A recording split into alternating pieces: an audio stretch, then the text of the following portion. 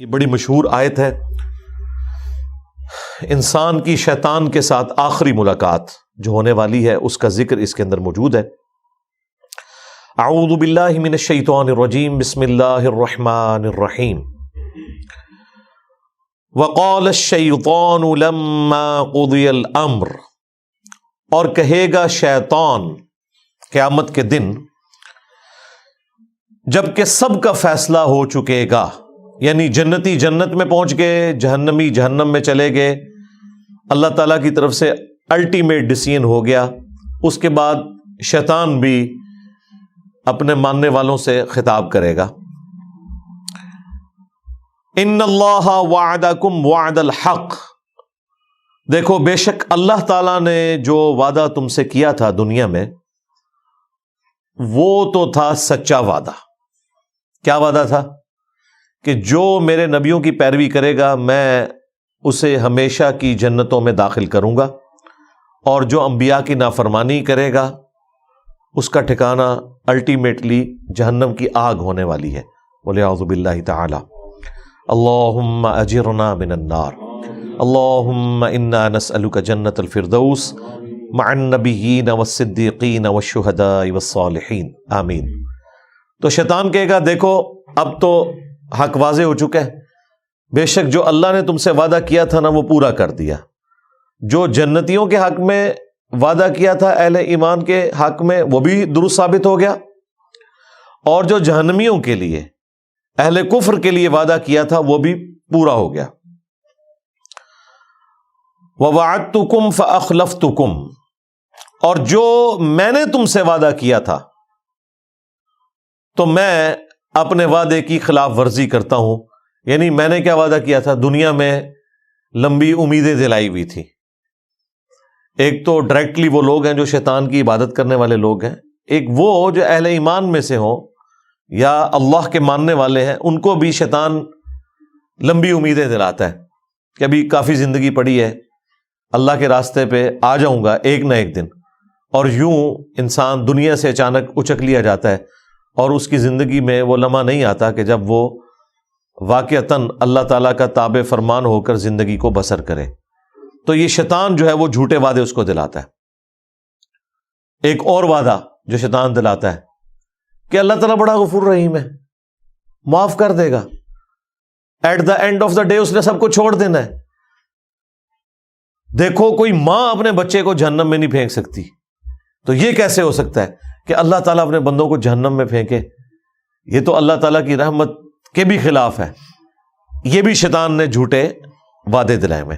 یہ جھوٹے اور فراڈ پہ مبنی وعدے اس لیے ہیں کہ اس طرح کی کوئی تعلیم اللہ تعالیٰ کی طرف سے اپنی کتابوں میں یا اپنے پیغمبروں کے ذریعے انسانیت تک نہیں پہنچائے گی۔ قرآن کا مقدمہ تو بالکل ڈیفرنٹ ہے، اور جو لوگ پہلی دفعہ قرآن کو پڑھتے ہیں ترجمے کے ساتھ اپنی نیٹو لینگویج کے اندر، وہ کہتے ہیں یہ تو کتاب بات ہی کچھ اور کر رہی ہے، اس کا کانفیڈنس لیول ہی بہت ہائی ہے، اور بالکل اسٹریٹ فارورڈ کتاب ہے، کوئی لگی لپٹی بات نہیں، ڈائریکٹلی ہے کہ مانو گے بچ جاؤ گے، نہیں مانو گے تو مارے جاؤ گے۔ لیکن شیطان پھر جو غلط امیدیں لوگوں کو دلاتا ہے، اور یہ امید کبھی وہ شخص نہیں اس کے پیچھے چلے گا، اس جعلی اور جھوٹی امید کے پیچھے، جس نے قرآن پڑھا ہوا ہے، الا یہ کہ کوئی آنکھیں بند کر لے، ورنہ قرآن کا مقدمہ بالکل ون سائیڈڈ ہے۔ قرآن پڑھنے والا کبھی بھی اس رزلٹ پہ نہیں پہنچے گا کہ اللہ تعالیٰ نے سب کو چھوڑ ہی دینا ہے۔ قرآن میں جو اللہ تعالیٰ کا مزاج بیان ہوا ہے وہ تو سختی والا ہے، سیدھی سی بات ہے، وہاں تو آپ کہیں بھی باطل کو داخل نہیں کر سکتے۔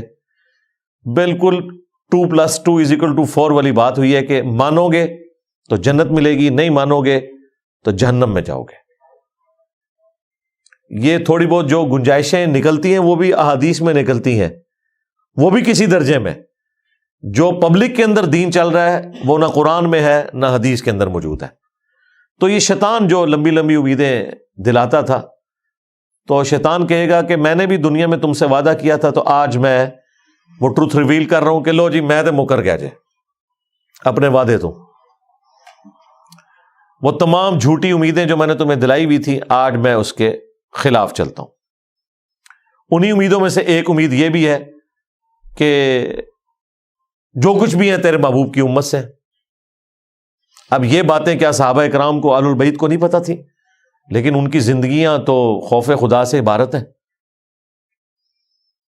خود اللہ کے محبوب صلی اللہ علیہ وآلہ وسلم نے جس سختی کے ساتھ اپنی امت کو سمجھایا ہے وہ تو بالکل ون سائیڈڈ مقدمہ ہے۔ بخاری مسلم دونوں میں حدیث ہے، اللہ کے محبوب صلی اللہ علیہ وآلہ وسلم نے فرمایا، دیکھو اپنے مال کی زکوٰۃ ادا کرنا، اللہ کا حق جو ہے وہ دینا، مال غنیمت میں خرد برد نہ کرنا، بیت المال کے اندر بے ایمانی نہ کرنا۔ ایسا نہ ہو کہ قیامت کے دن تم میں سے کسی شخص کی گردن پہ اونٹ سوار ہو اور وہ چیخ رہا ہو، اغثنی یا رسول اللہ، یا رسول اللہ میری مدد فرمائے، میں تمہارے کچھ کام نہیں آؤں گا، میں نے جو کچھ بتانا تھا تمہیں دنیا میں بتا دیا۔ ایسا نہ ہو کہ کسی شخص کی گردن پہ اس کی گائے سوار ہو جس کی اس نے زکوٰۃ ادا نہیں کی، اور وہ چیخ کے کہہ رہا ہو، اغثنی یا رسول اللہ، یا رسول اللہ میری مدد کیجئے، میں تمہارے کچھ کام نہیں آؤں گا، میں نے دنیا میں جو تمہیں بتانا تھا بتا دیا۔ پھر نبی الاسلام نے مختلف چیزیں گنوائیں، کسی کی گردن پہ بکری سوار ہو۔ آپ حیران ہوں گے، جب ہم میٹرک میں پڑھتے تھے تو ہم نے یہ بیج لگایا ہوتا تھا، اغثنی یا رسول اللہ، یا رسول اللہ میری مدد فرمائے۔ اور جس حدیث سے یہ جملہ نکالا ہوا ہے اس حدیث میں تو یہ ہے کہ یا رسول اللہ میری مدد فرمائے، اور رسول اللہ کیا کہیں گے؟ میں نے دنیا میں جو بتانا تھا وہ بتا دیا۔ بالکل الٹ چل رہا ہے معاملہ۔ پھر بخاری مسلم میں وہ مشہور زمانہ حدیث، جب اللہ تعالیٰ نے قرآن میں سورہ شعراء میں فرمایا نا کہ اپنے قریبی رشتہ داروں کو ڈر سناؤ، تو نبی الاسلام نے ایک ایک رشتہ دار کو بلایا، اے نبی کے چچا عباس، میرے مال سے جو لینا ہے لے لے، اگر اللہ کے حضور پکڑا گیا تو میں تیرے کچھ کام نہیں آؤں گا۔ اے نبی کی پھوپھی صفیہ، میرے مال سے جو لینا ہے وہ لے لے، اگر اللہ کے حضور تو پکڑی گئی تو وہاں میں تیرے کچھ کام نہیں آؤں گا۔ اے نبی کی بیٹی فاطمہ، میرے مال سے جو لینا ہے وہ لے لے، یعنی دنیا میں اس کا مالک ہوں، لیکن اگر اللہ کے حضور تو پکڑی گئی تو میں تیرے کچھ کام نہیں آؤں گا۔ حالانکہ سیدہ فاطمہ ڈیفینیٹلی جنتی عورتوں کی سردار ہیں۔ بیسیکلی ان کو سینٹرڈ کر کے ہمیں بتایا جا رہا تھا کہ اگر کوئی فراڈیا آپ کو یہ کہے کہ میرے سلسلے میں بیعت ہو جاؤ، میں تمہیں جنت میں اپنے ساتھ لے کے جاؤں گا، تو آپ نے سمجھ لینا ہے کہ ایک کہانی ہے۔ بالکل، اس لیے نبی اسلام نے یہ بتایا۔ پھر صحیح مسلم میں حدیث ہے، جسے اس کے عمل نے پیچھے چھوڑ دیا اس کا نسب اسے آگے نہیں لے کے جا سکتا۔ ہاں، اگر جس کے اعمال درست ہیں پھر اسے فائدہ ہو سکتا ہے نسبت کا۔ پھر حسن و حسین ہی جنتی نوجوانوں کے سردار ہیں، نبی الاسلام کی بیٹی ہی جنتی عورتوں کی سردار ہے، لیکن یہ صرف نسبت کی وجہ سے نہیں ہے، اعمال بھی ایسے ہیں۔ دوسری طرف حضرت نوح علیہ السلام کا بیٹا، نسبت کوئی کام نہیں آئی کیونکہ اس کے عمل نے اس کو پیچھے چھوڑ دیا۔ تو شیطان قیامت کے دن اعلان کر دے گا، جو میں نے دنیا میں تم سے وعدہ کیا تھا نا، میں تو آج اعلان برات کر رہا ہوں تم سے، یعنی دیکھیں اینڈ ٹائم پہ آ کے وہ دھوکہ دے جائے گا۔ ہمیں تو ویسے دنیا میں ہی پتا ہے، اور یہ اللہ تعالیٰ کی شفقت ہے کہ اس نے اس دنیا میں آخرت کی فلم چلا دی ہے۔ یعنی یہ ہونے کے بعد اگر پتہ چل رہا ہو تو انسان کہے گا کاش مجھے دنیا میں پتہ چل جاتا نا، تو میں اپنا راستہ درست کر لیتا۔ تو سرکار دنیا میں پتہ چل چکا ہے، پیپر آؤٹ ہو چکا ہے، اس کے جوابات بھی بتا دیے گئے ہیں، صرف پیپر نہیں آؤٹ ہوا، جواب بھی بتا دیے گئے۔ اب کوئی شخص خود ہی بدبخت ہے کہ وہ پیغمبروں کا راستہ چھوڑ دے اور شیطان کے راستے کے اوپر چلے۔ ابھی تو جناب ذرا اگلے الفاظ سنیں، وَمَا كَانَ لِيَ عَلَيْكُم مِّن سُلْطَان، اور مجھ میں تو ایسی کوئی قدرت نہیں تھی تمہارے معاملے میں کہ میں تم پر کوئی زور زبردستی کر سکتا، إِلَّا أَن دَعَوْتُكُمْ، سوائے اس کے کہ میں تمہیں دعوت دیتا تھا۔ لے جی، یہ مقدمہ بھی بالکل کلیئر ہے کہ جو لوگ دنیا میں کہتے ہیں کہ ہم سے شیطان نے یہ کام کروایا اور اس کی پلی لیتے ہیں، کیا خود ہوتا ہے، شیطان نے اس حوالے سے تو کروایا ہوتا ہے کہ وہ دعوت دیتا ہے، اس حوالے سے شیطان نے نہیں کروایا ہوتا کہ وہ زبردستی کرواتا ہے۔ یہ ذہن میں رکھیے گا. وہ صرف دعوت دیتا ہے.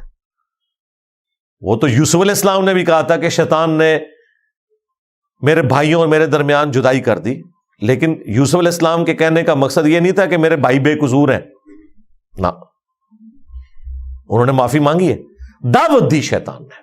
ظاہر شیطان نے تو دعوت دینی ہے. تو یہاں پر واضح ہے کہ شیطان قیامت کے دن کہے گا کہ مجھے تم پر کوئی زور نہیں تھا سوائے اس کے کہ میں تمہیں صرف بلاتا تھا برائی کی طرف. اور دنیا میں اچھائی کی طرف بلانے والے لوگ اور وہ سگنلز زیادہ آتے ہیں آپ کی زندگی میں ایز کمپیئر ٹو برائی کے. اگر آپ لسٹ ڈاؤن کریں اپنے بچپن سے لے کے جوانی تک، ماں باپ، رشتہ دار، ٹیچرز، دوست، احباب، زیادہ تر لوگ آپ کو اچھائی کی طرف بلا رہے ہوتے ہیں. وہ لوگ بھی جو خود برائی پہ چل رہے ہوتے ہیں نا، وہ بھی آپ کو اچھائی کا ہی درس دے رہے ہوتے ہیں. تو سگنلز تو وہاں سے بھی آ رہے ہوتے ہیں. یہ تو انسان کی اپنی مرضی ہے نا کہ وہ اچھا سگنل لیتا ہے یا برا سگنل لیتا ہے. تو شیطان صرف دعوت دیتا تھا دنیا میں، زور کوئی نہیں تھا. اس کو میں ایک مثال سے سمجھاتا ہوں اکثر، کہ اگر زمین و آسمان کے سارے شیاطین مل کے سب سے بڑے بے نمازی کو بھی نماز پڑھنے سے روکنا چاہیں، اور دوسری طرف گورنمنٹ کی طرف سے اناؤنسمنٹ ہو جو مسجد کی پہلی صف میں جماعت سے نماز ادا کرے گا اسے $1000 دیے جائیں گے، دوسری صف والے کو $500، تیسری صف والے کو $300، تو سارے شیاطین مل کے بھی ایک بے نمازی کی نماز نہیں چھڑوا سکتے. پھر وہ شیطان کا زور کہاں چلا گیا؟ اس وقت بھی شیطان دعوت دے رہا ہوگا، لیکن جب انسان کو اپنا نفع نقد نظر آ رہا ہے نا، تو شیطان تے شاہی کوئی نہیں سرکار، جدو نفع نقد نظر آ جائے. تو اللہ کے جو کمیٹڈ بندے ہیں، اللہ کے اولیاء ہیں، اللہ کے نیک بندے ہیں، اللہ کا خوف رکھنے والے لوگ ہیں، انہیں آخرت بھی نقد نظر آ رہی ہوتی ہے اپنے سامنے. اس لیے وہ اس طرح کے گناہوں سے بچ جاتے ہیں، برائی کے اعمال سے بچ جاتے ہیں، اور نیکیوں پہ ان کو استقامت نصیب ہو جاتی ہے. اس کا سائملٹینیس کنٹراسٹ، اگر گورنمنٹ یہ اناؤنسمنٹ کرے کہ جس نے فجر کی نماز جماعت سے نہ پڑھی اسے 15 منٹ کے لیے ایک گرم تندور میں الٹا لٹکایا جائے گا دنیا کے اندر ہی، پھر بھی آپ دیکھیں کوئی شخص سستی کا شکار نہیں ہوگا.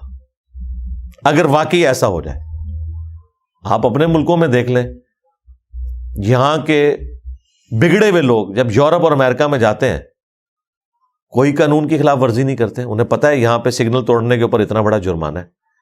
اور وہاں 15-20 سال گزارنے کے بعد پاکستان میں جیسے ہی لینڈ کرتے ہیں تو فوراً یہاں پہ قانون توڑنا شروع کر دیتے ہیں. دنیا میں بھی ہم نے دیکھ لیا کہ جب چیک ہوتا ہے نا آپ کے اوپر، فزیکل چیک، پھر یہ انٹلیکچوئل جو چیک ہے یہ خود بخود ختم ہو جاتا ہے. جو مرضی آپ کو برائی کی طرف ابھارے آپ وہ برائی نہیں کریں گے.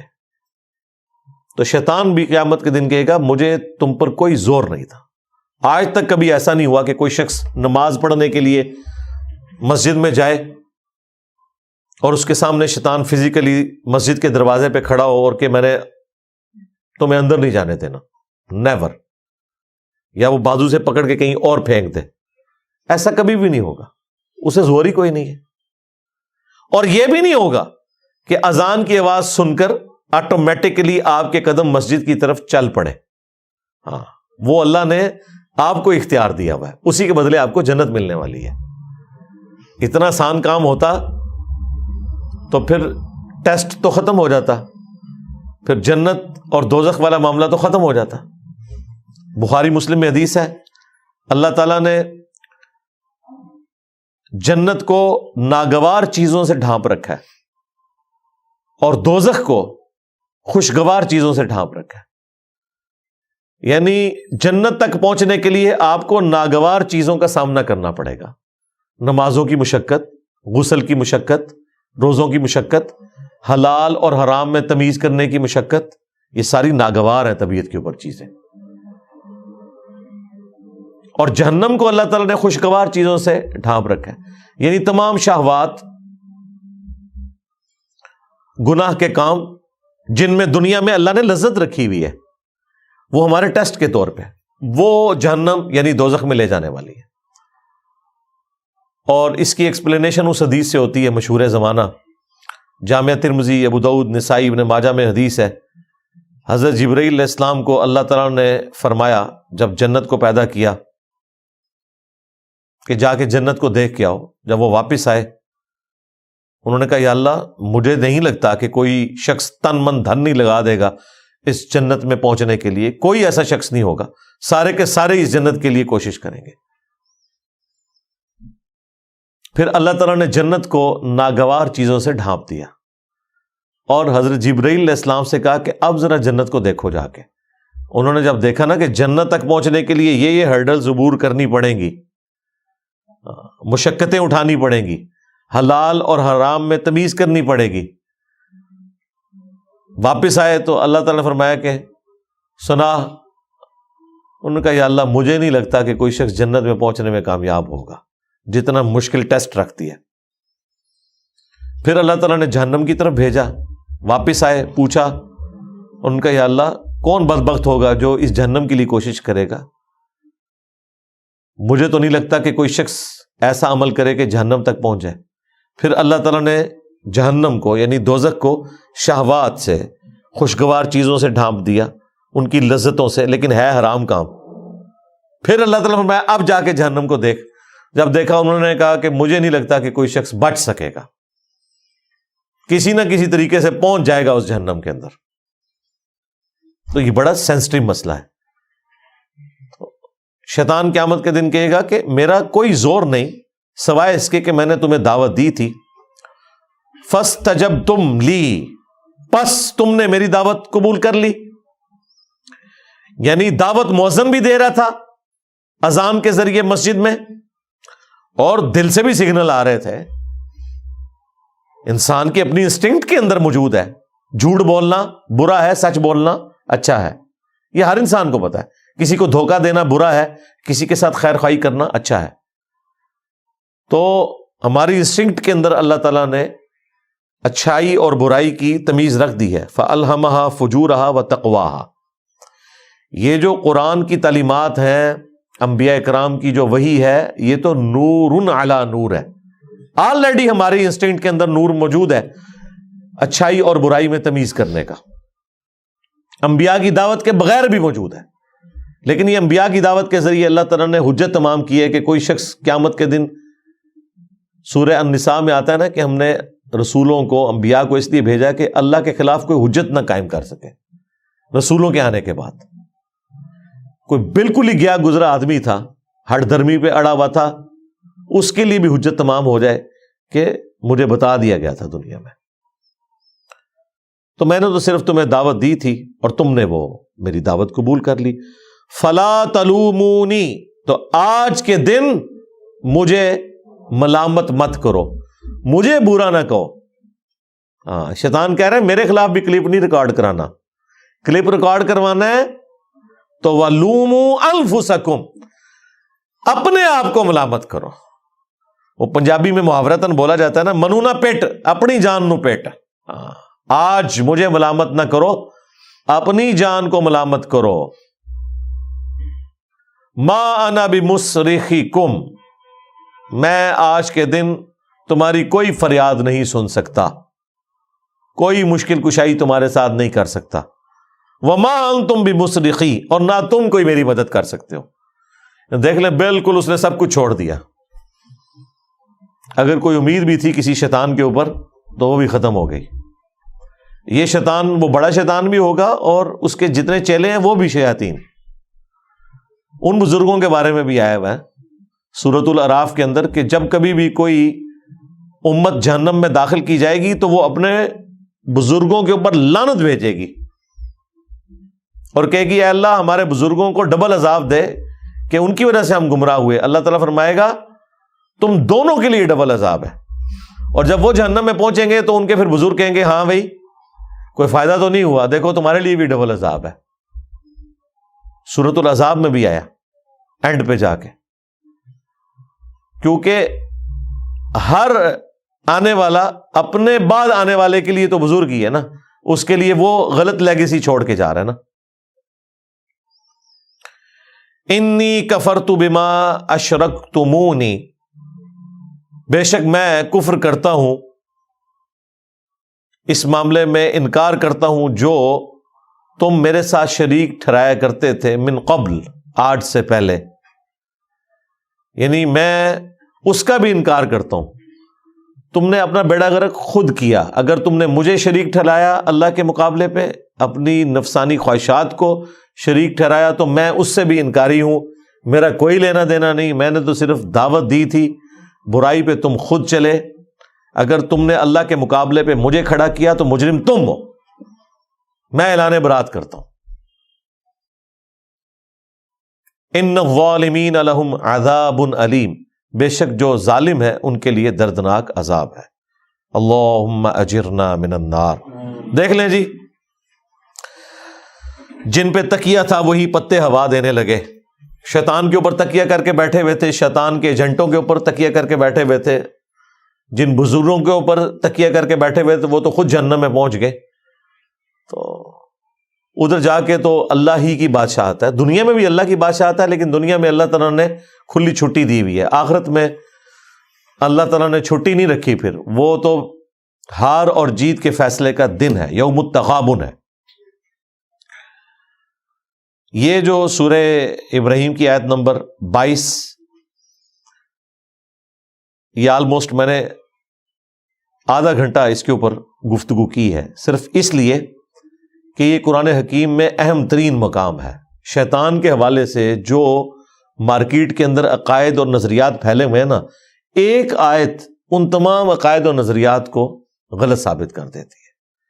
اکثر لوگ اپنے گناہوں کا، اپنے جرائم کا وبال شیطان کے اوپر ڈالتے ہیں، یا اللہ تعالیٰ نے الٹیمیٹلی شیطان نے جو ٹروتھ ریویل کرنا ہے قیامت کے دن وہ دنیا میں بتا دیا ہے۔ اس کے باوجود اگر کوئی شخص اپنی برائی کو شیطان کے اوپر ڈالتا ہے تو وہ اپنے آپ کو دھوکہ دے رہا ہے۔ اس اعتبار سے تو ڈالا جا سکتا ہے کہ وہ برائی کی طرف بلانے والا ہے، وہ تو شیطان بھی ہے، ہمارا نفس بھی ہے، لیکن وہ اللہ تعالیٰ نے بیلنس کیا ہے۔ صحیح مسلم میں حدیث ہے کہ ہر شخص کے ساتھ اللہ تعالیٰ نے ایک فرشتہ اور ایک شیطان، جن اٹیچ کیا ہوا ہے۔ فرشتہ اسے اچھائی کی طرف بلاتا ہے اور شیطان یعنی جن وہ برائی کی طرف بلاتا ہے، تو اللہ نے بیلنس کیا ہوا ہے۔ دعوت دونوں طرف سے آ رہی ہے، آپ کوئی اچھائی کا کام کریں، اندر سے آپ کو تھپکی ملتی ہے کہ بڑا اچھا کام کیا، اگرچہ آپ کو اس کے لیے مشقت بھی اٹھانی پڑے، لیکن دل سکون پکڑتا ہے کہ یار نہیں، یہی کرنا چاہیے تھا، خیر ہے، اللہ تعالیٰ اجر دینے والا ہے۔ یہ فرشتے کے ذریعے تھپکی ملتی ہے۔ اور اگر برائی کا کام ہو جائے تو دل جو ملامت کرتا ہے کہ غلط کام کیا، ایسا نہیں کرنا چاہیے تھا، تو فرشتہ اللہ نے ساتھ اٹیچ کیا ہوا ہے۔ اسی صحیح مسلم کی حدیث میں جب ایک صحابی نے جرأت کر کے پوچھا، یا رسول اللہ آپ کے ساتھ بھی شیطان اٹیچ ہے؟ آپ نے فرمایا ہاں میرے ساتھ بھی شیطان اٹیچ تھا، لیکن اللہ نے اسے میرا مطیع کر دیا، وہ مجھے اب نیکی کی طرف ہی بلاتا ہے۔ یعنی نبی علیہ السلام کے ساتھ جو شیطان اٹیچ تھا وہ مسلمان ہو گیا، اور یہ اللہ تعالیٰ کا ایک خاص کرم، چونکہ انبیاء اکرام اللہ تعالیٰ کے مخلص بندے ہیں، چنے ہوئے بندے، ان کو اللہ تعالیٰ بچا لیتا ہے۔ ایک لفظ ہے مخلص، مخلص کہتے ہیں اخلاص، کمٹمنٹ شو کرنے والا، مخلص جسے اللہ اپنے لیے خالص کر لے، وہ صرف انبیاء اکرام ہوتے ہیں علیہم السلام۔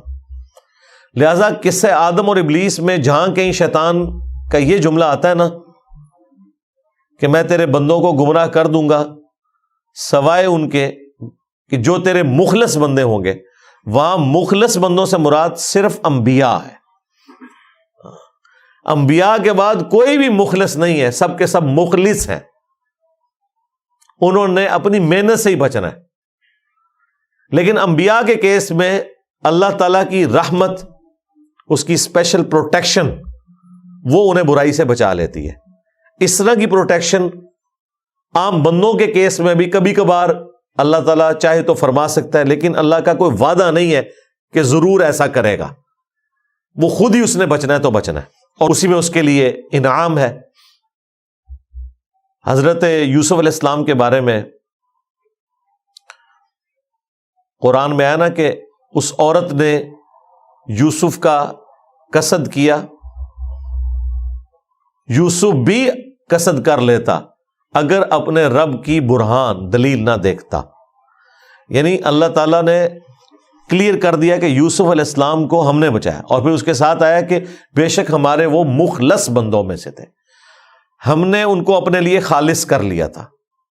اللہ نے انبیاء کو اپنے لیے خالص کر لیا. باقی لوگ محنت کے ذریعے اپنے آپ کو اللہ کے لیے خالص کرتے ہیں، اور انبیاء کرام کو اللہ تعالیٰ خود سے اپنے لیے خالص کر لیتا ہے، کیونکہ ان کو اللہ تعالیٰ نے انسانیت کا امام بنانا ہوتا ہے. ان کی اسپیشل پروٹیکشن ہوتی ہے، تکلیف سے وہ بھی گزرتے ہیں، آزمائش سے وہ بھی گزرتے ہیں. اور جو گناہ کی لذت ہے وہ والا معاملہ انبیاء کے ساتھ بھی اٹیچ ہوتا ہے کہ ان کے لیے بھی گناہ میں لذت موجود ہوتی ہے، لیکن اللہ تعالیٰ ان پہ خاص کرم فرماتا ہے. اللہ کے خوف اور تقوی کا ایسا ان پہ غلبہ ہوتا ہے کہ گناہ کی لذت پھر پیچھے رہ جاتی ہے. لیکن یہ نہیں ہے کہ لذت ان کے لیے نہیں ہے، ورنہ تو ان کا ٹیسٹ ختم ہو جائے، ان کی تو پھر باقی لوگوں پہ فضیلت بھی ختم ہو جائے. لذت ہونے کے باوجود وہ خوف خدا کی وجہ سے، اللہ کے اسپیشل کرم کی وجہ سے بچ جاتے ہیں. اس کو آپ دنیا میں ایک مثال سے سمجھیں. آپ کو کئی دن کا فاقہ ہو اور آپ کے سامنے آپ کی مرضی کا کھانا رکھ دیا جائے، بریانی یا چکن پلاؤ یا چکن قورمہ، جیسے ہی آپ روٹی کو ہاتھ لگائیں اور کوئی کلین شیف بندہ آ کے آپ کے کان میں کہہ دے کہ یہ جو علماء نے آپ کی دعوت کی ہے نا، اس کھانے میں زہر ملایا ہوا ہے، آپ کو نہ علماء کی داڑھی نظر آئے گی نہ پگڑی، بھلے جھوٹی خبر بھی ہو، آپ یہ بھی نہیں کہیں گے نہیں اتنے بڑے بڑے بزرگ کیسے جھوٹ بول سکتے ہیں، میں کھا کے چیک کروں گا. کھا کے چیک کرنا ہے، کھا کے دے تو آگے پہنچ جانا ہے. تو اگر کوئی شخص آپ کے کان میں آ کے یہ بات کر دے تو نہ صرف آپ اس کھانے سے رک جائیں گے بلکہ وقتی طور پہ آپ کی بھوک بھی مار جائے گی. اور یار اتنے بھوکے لوگ اتنے شوق سے کھانا لے کے بیٹھتے ہیں، بیوی کو ایسی بات کر دیتی ہے بندہ ادھر لقمہ پھینک دیتا ہے، اے بھیا جی کھانا ڈھونڈ میں کہ کھانا ہے. یہ دنیا میں ہوتا ہے. اور زہر ہو اگر تو کوئی سوچ بھی نہیں سکتا. بالکل یہی معاملہ ایسا ہوتا ہے کہ انبیاء کرام علیہ السلام کو اس گناہ میں چھپا ہوا زہر نظر آ جاتا ہے. انہیں وہ بریانی کی خوشبو، قورمے کی خوشبو اٹریکٹ ہی نہیں کرتی، کیونکہ جب آپ کا دھیان کسی چیز کی برائی کی طرف چلا جائے نا، آپ کو کہ جی چھوڑے جی زہر کو، خوشبو دیکھیں بریانی کی کیسی ہے، آپ کہیں گے جی لعنت ہے اس خوشبو کے اوپر کہ جس کے اندر میری موت چھپی ہوئی ہے. خوشبو بھی اس کی جو ہے نا اٹریکٹ کرنا آپ کو بند کر دے گی. ایک اور مثال، موٹر وے پہ آپ کبھی سفر کریں، جو بندے پہلی دفعہ موٹر وے پہ جاتے ہیں نا، تو ظاہر ہے جو دونوں طرف کی گرینری ہے، خوبصورتی ہے، اور بالکل ایک دنیا سے الگ آپ جا رہے ہوتے ہیں ٹریولنگ کرتے ہوئے، انجوائے کرتے ہیں. لیکن اگر آپ پبلک ٹرانسپورٹ میں سفر کر رہے ہیں اور آپ کو سخت پیشاب آیا ہوا ہے اور ڈرائیور کہتا ہے جی کہ اگلا سٹاپ تو آئے گا 50 کلومیٹر بعد، اس سے پہلے تو میں نے گاڑی کوئی نہیں روکنی، اور اس بس کے اندر کوئی انتظام بھی ٹوائلٹ کا موجود نہیں ہے، اس سخت تکلیف کے اندر اگر آپ کو کہ او دیکھ کتنا سونا درخت ہے یار، آپ کو کیا اس درخت کی خوبصورتی اٹریکٹ کرے گی؟ نہیں. آپ کی ٹوٹل توجہ اس وقت یہ ہوگی کہ کسی طریقے سے میری عزت بچ جائے اور میں اس تکلیف سے نکل جاؤں. یہ نہیں ہے کہ اس چیز کی خوبصورتی ختم ہوگی ہے، وہ اپنی جگہ موجود ہے، لیکن آپ کسی اسٹیٹ آف مائنڈ ڈفرنٹ میں چلے گئے. جن لوگوں کو اللہ کا خوف ہوتا ہے، اسپیشلی انبیاء کرام علیہ السلام، وہ گناہوں سے بچتے اس لیے ہیں کہ اللہ تبارک و تعالی ان کے اوپر ان چیزوں کی حقیقت کھول دیتا ہے. صحیح بخاری میں حدیث ہے، ایک یہودیہ نے نبی علیہ السلام کی دعوت کی اور اس کے اندر زہر ملا دیا، چھوٹا گوشت تھا، بکری کا گوشت اور آپ بڑے شوق سے تناول فرماتے تھے. آپ نے جیسی بوٹی اپنی زبان پہ رکھی اس بوٹی میں سے آواز آئی کہ مجھ میں زہر ہے, تو نبی علیہ السلام نے وہ تھوک دی. لیکن اس سے پہلے کچھ صحابہ کھا چکے تھے, وہ شہید ہو گئے. ابو داؤد میں آتا ہے کہ قصاص سے پھر اس عورت کو بھی قتل کروایا گیا. البتہ نبی علیہ السلام کی زبان پہ رکھنے کی وجہ سے اس زہر کا اثر آپ کے اندر چلا گیا. اور پھر 4 سال کے بعد جب نبی علیہ السلام کی وفات کا وقت قریب آیا تو اللہ تعالیٰ نے اس زہر کو واپس کیا اور آپ کی ڈیتھ اس زہر کے اثر کی وجہ سے ہوئی. بخاری میں آتا ہے اے عائشہ جو خیبر کے موقع پہ مجھے زہر دیا گیا وہ مسلسل میری رگیں کاٹ رہا ہے. تو یہ ایک معجزانہ معاملہ ہے. جب نبی علیہ السلام کو اللہ تعالیٰ نے وہ دکھا دیا, پھر ظاہر ہے آپ تو وہ اپنا پسندیدہ گوشت بھی اندر نہیں کریں گے, آپ نے تو تھوک دیا. تو شیطان جتنا مرضی مزین کر کے پیغمبروں کے سامنے, اللہ کے نیک بندوں کے سامنے برائی کو پیش کرے, بہرحال جب ان کی توجہ اس عذاب کی طرف جاتی ہے, اس تکلیف کی طرف جاتی ہے جو اس چھوٹی سی لذت کے اگینسٹ ہونے والی ہے, تو ان کے لیے پھر اس لذت کو چھوڑنا آسان ہو جاتا ہے, کیونکہ اس لذت کے اندر چھپی ہوئی سزا کی کڑواہٹ, اس کی تکلیف ان کے اوپر ایسا غلبہ کرتی ہے کہ وہ بچ جاتے ہیں. اس وجہ سے وہ مخلص بندے ہوتے ہیں. نان انبیاء کیا کریں گے عددن انبیاء, وہ پھر دین کا علم اتنا حاصل کریں اور کانٹینیوسلی اللہ تعالی کے ساتھ کمیٹڈ رہے, تو وہ بھی کسی نہ کسی درجے میں اس مقام کو حاصل کر سکتے ہیں. اسی لیے ہم مانتے ہیں کہ انبیاء اکرام تو معصوم ہیں, مخلص ہیں, لیکن انبیاء اکرام کے اہل البیت, ان کے جانثار صحابہ حضور کی صحبت کی وجہ سے یا انبیاء اکرام علیہ السلام کی صحبت کی وجہ سے بہرحال اس لیول پہ پہنچ جاتے ہیں کہ ان سے بھی گناہ پھر سرزد نہیں ہوتا, کیونکہ گناہ کی برائی اور اس کا عذاب ان پہ عیاں ہو چکا ہوتا ہے. اس کی وجہ سے کبھی بھی ان کا ہاتھ اس طرف بڑھتا نہیں ہے. جس کا ہاتھ ایک دفعہ گرم استری سے جل جائے نا, وہ دوبارہ ٹھنڈی استری کو بھی اس طریقے سے ہاتھ نہیں لگاتا, یوں کر کے صرف چیک کرتا ہے, بھلے اسے یقین ہو یہ ٹھنڈی بھی ہے, رسک کوئی نہیں لیتا نا. تو جن کے اوپر آخرت کی حقیقت کھل چکی ہوتی ہے, اللہ تعالیٰ کے عذاب کی حقیقت کھل چکی ہوتی ہے, وہ بچ جاتے ہیں پھر اس طرح کی چیزوں سے. اللہم اجرنا من النار, سبحانک اللہم و بحمدک, اشہد ان لا الہ الا انت, استغفرک و اتوب الیک, وما علینا الا البلاغ المبین. جزاکم اللہ خیرا.